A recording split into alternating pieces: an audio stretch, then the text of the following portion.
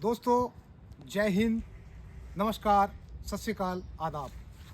मैं आपका दोस्त जूनियर कमीशन अफसर Rajnish Kumar, ex Indian army. यह है आपका यूट्यूब चैनल रजनीश देहाती फौजी। चैनल को अधिक से अधिक लाइक करें, शेयर करें, सब्सक्राइब करें। आपकी आवाज़ चैनल की आवाज़ है। चैनल दिखाना चाहता है सच्चाई, बताना चाहता है सच्चाई, चलना चाहता है सच्चाई के मार्ग पर। अपना जैसे कि लास्ट वीडियो में टॉपिक रहा अग्निवीर, आज भी मुद्दा अग्निवीर है और अग्निवीर के विषय में ही आपसे कुछ एक बात करना चाहते हैं। दोस्तों, कुछ साल पहले एक पिक्चर आई थी, उसमें किरदार निभाया था अनिल कपूर और अमरीश पुरी ने। अनिल कपूर उसमें एक रिपोर्टर की भूमिका निभा रहा है और अमरीश पुरी वहाँ का चीफ मिनिस्टर। अचानक वहाँ पर दंगे भड़क जाते हैं। एक पुलिस अधिकारी राजनेता को फ़ोन करता है, सर गाड़ियाँ जल रही हैं, जनता मारी जा रही है। उधर से रिप्लाई आता है, जो जलता है उसे जलने दो, जो मरता है उसे मरने दो, एक कमेटी बनाएंगे, सब कुछ शांत हो जाएगा। दोस्तों, हमें अपनी रोटियां सेकने के लिए बहुत समय है। कोई लेकर आ रहा है लाडली बहना, कल आ जाएगा लाडला भाई, परसों आ जाएगा लाडला बापू। हमारे पास बहुत अधिक समय है अपना वोट बैंक तैयार करने के लिए, उस वोट बैंक के बारे में सोचने के लिए। सिर्फ एक दिखावा, आम जनता के बारे में सोचना, देश को आगे लेके जाने की बातें, बहुत बड़ी बड़ी बातें। कोई फॉर्म भर रहा है कि माताओं बहनों को मैं 2000 दूंगा, मैं 2500 दूंगा।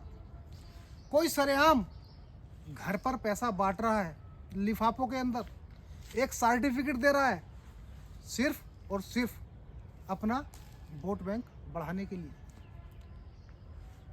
कोई पैदल यात्रा कर रहा है, भारत जोड़ो।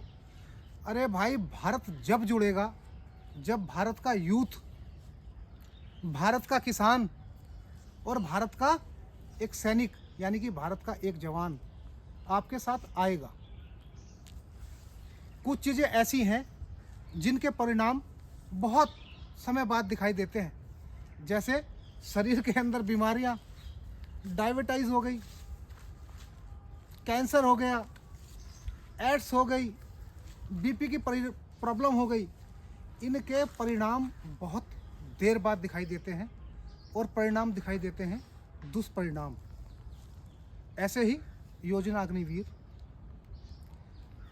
आप लोगों ने मीडिया पर बहुत सारे चैनल हैं, समाचार बहुत सारे चैनल हैं। आप देखिए, कभी पुंछ में कोई सेना की गाड़ी दुर्घटनाग्रस्त हो गई, कभी जम्मू कश्मीर में कोई गाड़ी दुर्घटनाग्रस्त हो गई, कोई ऑपरेशन लॉन्च हुआ, उसमें जवान शहीद हो गए। ये खबरें आए दिन आती रहती हैं। आज अग्निवीर है। अगर ये आवाज़ एक बड़े स्तर पर ना उठी तो आज अग्निवीर है, कल वायुवीर आएगा, नेक्स्ट दिन जलवीर आएगा, उससे नेक्स्ट दिन आकाशवीर आएगा। आप ये मत समझना कि ये सिर्फ सेना के साथ हो रहा है, ये हर विभाग के साथ जल्द होगा। ठेके पर नौकरियां करनी पड़ेंगी। सेना को छोड़कर बाकी विभागों में पेंशन समाप्ति कर दी गई है और शायद आने वाले टाइम में बाकी विभागों के साथ ऐसा हो। जीवन में संघर्ष बहुत ज़रूरी है। हम एक लंबे समय तक अंग्रेज़ों के गुलाम रहे।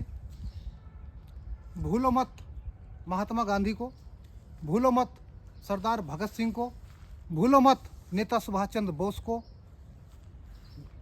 भूलो मत उन क्रांतिकारियों को जिन्होंने अपने प्राणों का बलिदान दिया और आज हमको आज़ाद भारत के रूप में, आज़ाद भारत के नागरिक के रूप में एक बहुत बड़ा सम्मान दिया और हमारी ज़िंदगी को बहुत सुलभ बनाया।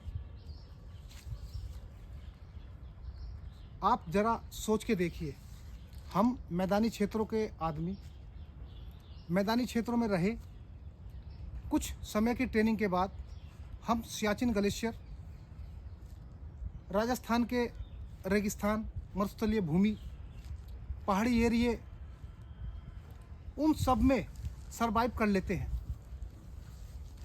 जैसे कि प्रकृति से आप सीखिए, प्रकृति के अंदर एक पेड़ से आप सीखिए। पेड़ ने अपने सभी पत्ते गिरा दिए या गिर गए एक मौसम में, लेकिन उसने उस चुनौती का सामना किया, ना वो डरा ना वो गिरा, अपनी जगह पर वो अडिग खड़ा रहा और उसने दोबारा अपने पेड़ों पर पत्तियां लाई और प्रकृति के साथ अपनी लाइफ को आगे बढ़ाया। सबक लीजिए प्रकृति के उन जानवरों से। धरती पर उगने वाली घास खत्म हो गई। जिराफ की गर्दन पहले छोटी थी, उसने देखा कि अब तो मैं सरवाइव कर नहीं सकता क्योंकि ज़मीन की घास खत्म हो चुकी है। उसने अपनी गर्दन का विस्तार किया, उसने लगातार प्रयास किया और अपनी गर्दन को बढ़ाया। गर्दन लंबी हुई तो उसने पेड़ों की पत्तियां खानी स्टार्ट की। जीवन में संघर्ष, जीवन में चुनौतियां, इन सब के लिए ही ह्यूमन बॉडी, मानव शरीर बना है। यदि हम संघर्ष नहीं करेंगे, आज ही हम हार गए, हम थक गए,